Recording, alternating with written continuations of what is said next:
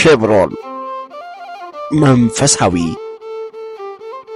ሚዲያ። በስመ አብ ወወልድ ወመንፈስ ቅዱስ አሐዱ አምላክ አሜን። ሰላም ጤና ይስጥልን። ክብራትና ክብራን የኬብሮን ሚዲያ ተከታታዮች፣ ይህ ኬብሮን ምን እንጠይቅሎ መርሃ ግብራችን ነው። በዚህ ኬብሮን ምን እንጠይቅሎ መርሃ ግብር አስራት በኩራት መባ ምንድን ናቸው? እንዴትስ ልናወጣ ይገባናል? የሚሉትን ጥያቄዎች ይዘንላችሁ ቀርበናል። ተከታተሉ። ራስዎትን ያስተዋውቁልንና እነዚህን ሐሳቦች ለተመልካቾቻችን ግልጽ እናደርጋለን ማለት ነው። በስመ አብ ወወልድ ወመንፈስ ቅዱስ አሐዱ አምላክ አሜን። ስሜ መምህር ብስራት አለፈው እባላለሁ። የማገለግለው በረቢ መካነ ጎልጎታ መድኃኔዓለም ቤተክርስቲያን። አስራት በኩራት መባ በመጽሐፍ ቅዱስና በስርዓተ ቤተክርስቲያን ትርጉማቸው ምንድን ነው? በጣም ጥሩ። እንግዲህ አስራት በኩራትና መባ ብዙ ጊዜ ቤተክርስቲያን የምንሰማቸው ድምጾች አስራታችሁን አውጡ ሲባል ብዙ ጊዜ እንሰማለን። እንግዲህ አስራት ምንድነው?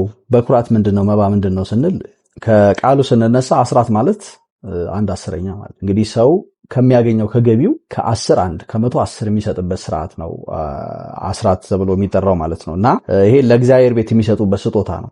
በነገራችን ላይ ከክርስቲያናዊ ግዴታዎች መካከል አንዱ አስራት፣ ሰው አስራት ማውጣት ግዴታ። ከሙሴ በፊት በነበሩት በአባቶቻችን በዘመነ አበው የተጀመረ ህግ ነው። የሰው ህግ ሳይሆን የእግዚአብሔር ህግ ነው። በብሉይ ኪዳን የነበሩ አባቶች መባ ሲያወጡ እናያለን። ለምሳሌ በኦሪት ዘፍጥረት ምዕራፍ 14 ከቁጥር 20 ጀምረን ብናነብ አባታችን አብርሃም ባህረ ዮርዳኖስን ተሻግሮ ወደ መልከ ጼዴቅ በሄደ ጊዜ አስራት እንዳወጣ መጽሐፍ ቅዱስ ይነግረናል ማለት ነው። ስለዚህ አባታችን አብርሃም እንዴት ነው አስራት ያወጣው ብንል ከቀደሙት አባቶቹ በተማረው ስርዓት መሰረት ማለት ነው። የቀደሙት አባቶች የፈጸሙትን ህግ ተከትሎ ነው ይሄን ሲያደርግ የነበረው ማለት ነው። ከአብርሃምም በኋላ እነ ቅዱስ ያዕቆብም ከአባቶቻቸው የወረሱትን ህግ እየተመለከቱ በትውፊትም እያዩ አስራት ሲያወጡ አይተናል። ለምሳሌ በኦሪት ዘፍጥረት ምዕራፍ 28 ከቁጥር 1 ጀምረን ስናነብ እስከ 22 ባለው ውስጥ ምን ይላል ቅዱስ ያዕቆብ?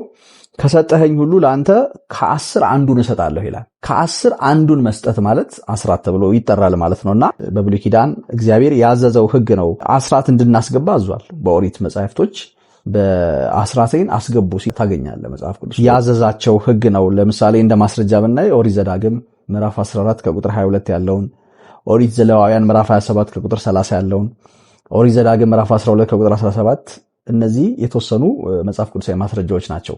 ትንቢተ ሚልክያስ ምዕራፍ 3ም ከቁጥር 10 ጀምረን ብናነብ ስለ አስራት የተነገረ ነው ማለት ነው። ጌታችን ኢየሱስ ክርስቶስ በመዋዕለ ስብከቱ በመዋዕለ ሥጋዌ ደግሞ ያስተማረን ነገር አለ። የማቴዎስ ወንጌል ምዕራፍ 22 ላይ ከቁጥር 17 ጀምረን ስናነብ የእግዚአብሔርን ለእግዚአብሔር ስጡ የቄሳርን ለቄሳር ይላል። ምን ማለት ነው ይሄ? የእግዚአብሔርን ለእግዚአብሔር የቄሳርን ለቄሳር የሚለው ሐሳብ የእግዚአብሔርን ለእግዚአብሔር የተባለው አንዱ አስራት፣ አምላካችን ክርስቶስ አስራትንም ስለሚፈልግ እንደውም መጽሐፍ ቅዱስ ላይ በተለይ በአዲስ ኪዳን የሉቃስ ወንጌል ምዕራፍ 18 ከቁጥር 12 ላይ የምናገኘው አንድ ፈሪሳዊና አንድ ቀራጭ እንደነበሩ መጽሐፍ ቅዱስ ይነግረናል። እና ስለ ፈሪሳዊው ሲናገር መጽሐፍ ቅዱስ ምን ይላል? ፈሪሳዊው በሳምንት 2 ቀን እጦማለሁ ይልና አስራትን በኩራትም አወጣለሁ ይላል።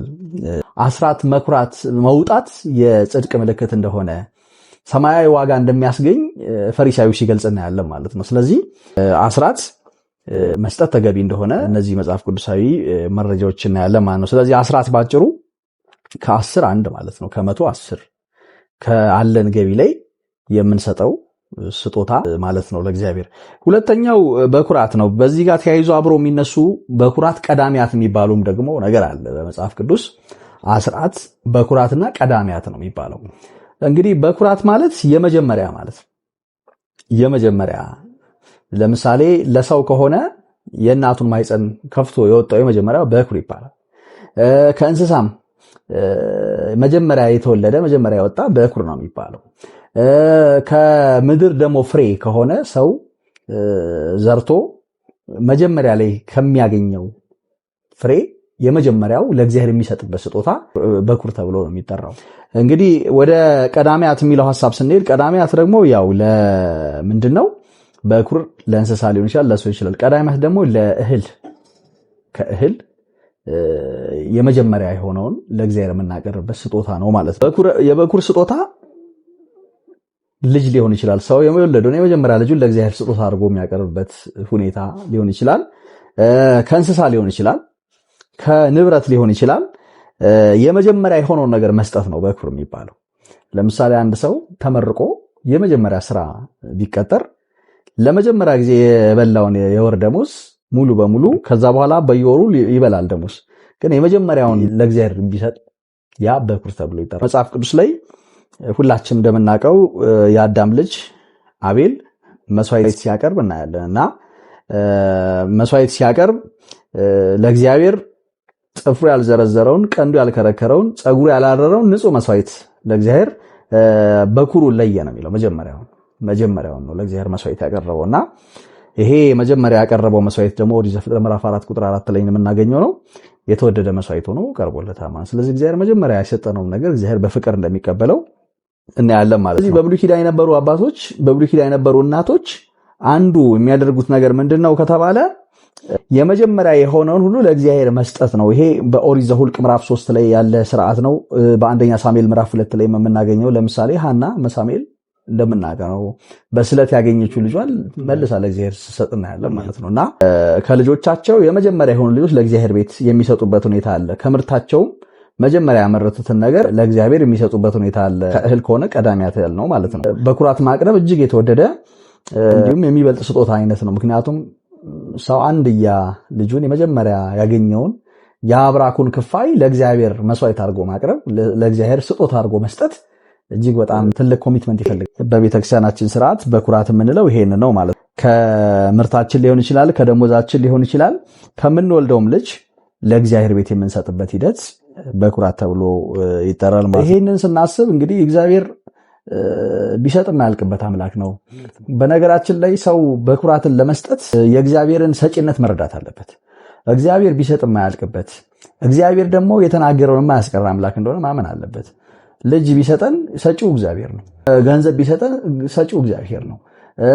በምርታችን ላይ በዘራነው መሬት ላይ አብቅሎልን በጎተራችን ብዙ ነገር እንድናፈራም ቢያደርገን ሰጪው እግዚአብሔር ነውና እኛ በራሳችን ያገኘነው ሳይሆን በአምላካዊ በረከት ያገኘነው በረከት እንደሆነ ተረድተን በኩራትን ልንሰጥ ይገባል ማለት። ስለዚህ በኩራት የምንለው የመጀመሪያ ይሆን።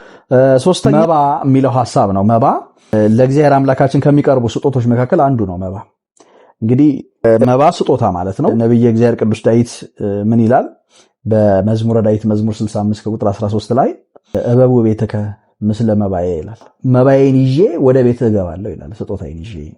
ስለዚህ መባ ምንድነው ዓላማው? ለቤተ መቅደስ አገልግሎት መገልገያ የሚሆኑ ንዋየ ቅድሳትን መስጠት ማለት ነው። ለቤተክርስቲያን ቤተክርስቲያን የምትገለገልበት ለምሳሌ ቤተክርስቲያን ለቅዳሴ አገልግሎት የምትፈልገው ጧፍ አለ፣ ለቅዳሴ አገልግሎት ዕጣን አለ፣ ዘቢብ አለ።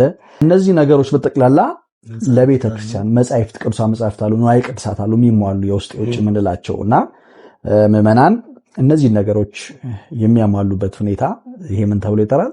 መባ ተብሎ ይጠራል ማለት ነው በቤተክርስቲያናችን። መባ ምንድነው ካልን ያው መባ ማቅረብ የተገዥነት ምልክትም ጭምር ነው። ምክንያቱም ይሄን በማድረጋችን የምናገኘውን በረከት አስበን ነው። የቤተክርስቲያንና የቅድሳት ማሟላት ተመልሶ ለኛ ነው የሚጠቅመን። በቅዳሴ አገልግሎት ተገልጋዮቹም እኛው ራሳችን ስለሆነ ማለት ነውና ቤተክርስቲያን በቅዳሴ ሰዓት በጸሎተ መባ ካህኑ ዕጣን ያጠናል፣ ጸሎት ያሳርጋል። ለእነዚህ ሁሉ አገልግሎቶች ይጠቅመናል። ስለዚህ ይሄ ደግሞ መንፈሳዊ ጸጋ፣ መንፈሳዊ በረከት ያጎናጽፈናል። ስለዚህ መባ የምንለው ለቤተክርስቲያን የምንሰጠው ስጦታ ናቸው መባ እነዚህ። ስለዚህ በአጭሩ እነዚህ ለመምህራችን ቃለ ሕይወት ያሰማልን፣ የሚያገለግሉበትን ረጅም ዕድሜ ሙሉ ጤንነት ይስጥልን። እኛም በሰማነው 30፣ 60፣ 100 ያማረ ፍሬ አፍርተን የክብሩ ወራሽ የስሙ ቀዳሽ እንድንሆን ያብቃን። መርሃ ግብራችንን ከወደዳችሁት ሰብስክራይብ፣ ላይክ፣ ሼር፣ ኮመንት በማድረግ ቤተሰብ ይሁኑን። እናመሰግናለን።